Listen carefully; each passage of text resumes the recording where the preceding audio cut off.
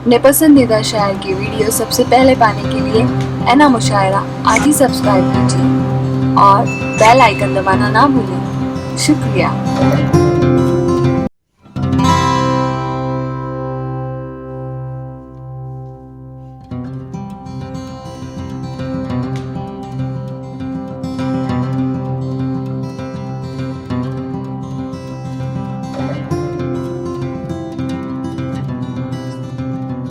की तालियों की गूंज मुझे महसूस करनी है।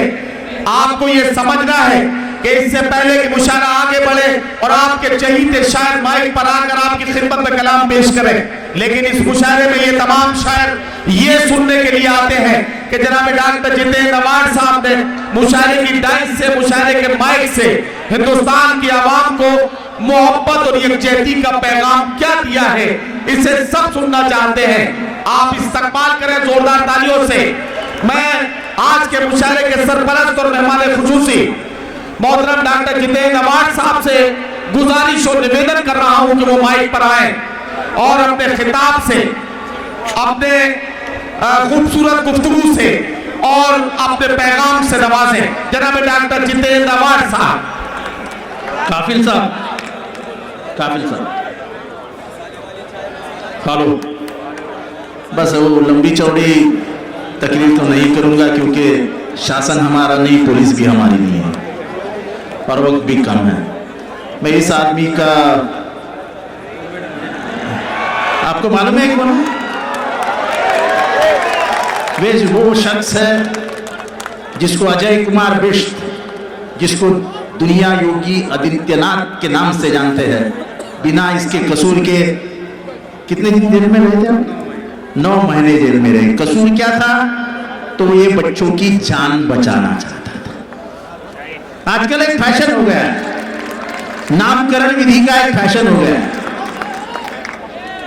प्रयागराज, कर्नावती।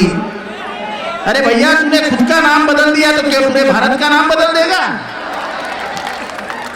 इसके बाद हम तुमको, आपको योगी आदित्यनाथ नहीं कहेंगे, आपको कहेंगे अजय कुमार बिष्ट, जो आपका ओरिजिनल नाम। मैं कोई आज मुमरा में ने किया, मुमरा में वो काम किया, पूरा मुमरा जानता है क्या काम हो रहा है, क्या काम होने जा रहा है, उसके ऊपर आज बात नहीं होगी, लेकिन इस देश के हालात के ऊपर बात होगी, बात अखलाक के ऊपर होगी, बात बुलंदशहर में मारा गया सुबोध सिंह के नाम पे होगी। क्या इस देश में अब कानून हाथ में लेके किसी पुलिस अफसर को मार दिया जाएगा? किसी गाय के बदले के लिए किसी इंसान को मारा जाएगा? ये देश में ज्यादा दिन नहीं चलेगा। जब आप कुछ नहीं कर पाए 4.5 साल में, तो क्या आप राम को वापस लेके आओगे? फिर से इस देश की दिशा बदलोगे? ये ना हो पाए। जिस तरीके से सुप्रीम कोर्ट में दखलंदाजी की जा रही है, जिस तरीके से सीबीआई में दखलंदाजी की जा रही है, जिस तरीके से आरबीआई से उर्जित पटेल हट गए, भाइयों और बहनों, आज अगर नींद से हम नहीं जागे तो ये देश हमारे हाथ से चला जाएगा। ये देश हमारे हाथ से चला जाएगा। और जैसे हमारे शायर ने कहा था, अरे क्या करोगे, सिर्फ डराओगे? सिर्फ डराओगे? अरे मरने से कौन डरता है? मरने से कोई नहीं डरता है। बाद में मेरी खुद की कह रहा हूं, पिछले 6 महीने से लगातार मुझे लग रहा था, 8 महीने से, कि कोई मेरा पीछा कर रहा है, कोई गाड़ी मेरे पीछे आ रही है, लेकिन आपकी दुआओं की वजह से मुझे कभी भी डर नहीं लगा। और एक दिन कोर्ट में बताया गया कि जितेंद्र अवार्ड को खत्म करने की साजिश तय हुई थी, हमने 4 लोगों को गिरफ्तार कर लिया। 3 महीने वो आदमी मेरे घर पे बाहर सोया था, मेरे ऑफिस के बाहर सोया था। ये तो आपकी दुआएं हैं जो आज भी जितेंद्र अवार्ड यहां जिंदा होकर आपसे। और इसलिए मैं हमेशा कहता हूं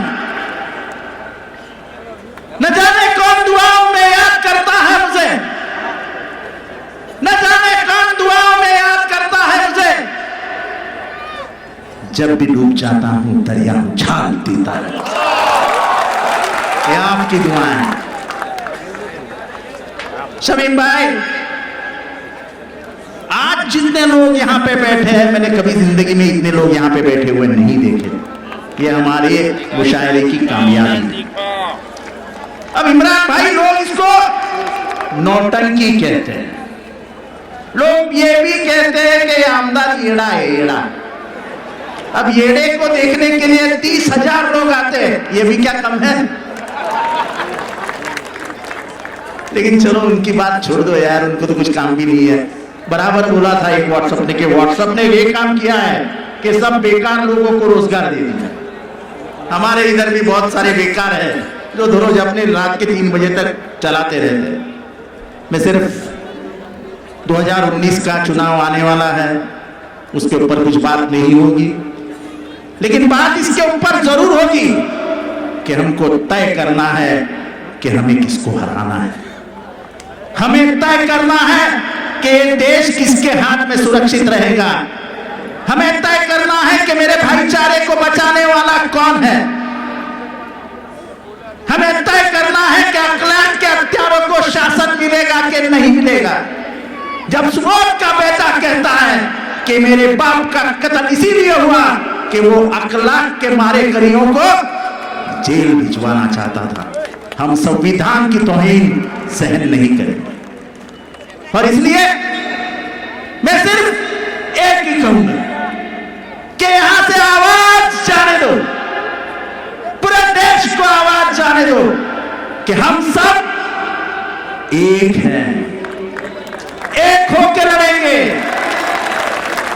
ध्यान में रखना, बुचकाने वाली बहुत बातें बहुत आएंगी, ध्यान में रखना ये मेरी बात। आने वाले 8 महीने में आपको उचकाने वाली, आपके जज्बातों को हाथ में डालने वाली, बिल्कुल दिमाग को खराब करने वाली बातें आएंगी। शांत रहिए, नो रिएक्शन, कोई जज्बाती रिएक्शन मत देना, क्योंकि हमें पता है हमारा दुश्मन कौन है। हमारा वो दुश्मन नहीं है, वो इस देश की एकता, एक जाति का दुश्मन है जिसे हमें खत्म करना है, उसके विचारों को खत्म करना है। वो चाहे जिंदा रहे न रहे, उससे हमें कुछ नहीं लेना है। हमको उसकी विचारधारा से मुक्ति चाहिए। जिसने राफेल में पूरे देश को बेच दिया, जिसने सीबीआई को विकलांग कर दिया, जिसको सुप्रीम कोर्ट के न्यायाधीश को बाहर आके बोलना पड़ा कि सुप्रीम कोर्ट में सब कुछ अलबेल नहीं है, उनके शासन में ये देश सुरक्षित नहीं है। और इसलिए मैं आपसे एक ही बात कहना चाहता हूं कि मैं कहूंगा चौकीदार, आप क्या कहेंगे? और ये बिल्कुल शांत रह के नहीं करेंगे, सब अपनी जगह पे खड़े रह के कहेंगे और पूरी दुनिया देखेगी। सब लोग अपने जगह पे खड़े हो जाइए, अपने जगह पे खड़े हो जाइए, कोई बैठेगा नहीं। पूरे दुनिया को समझने दो कि लोगों के दिल में क्या है।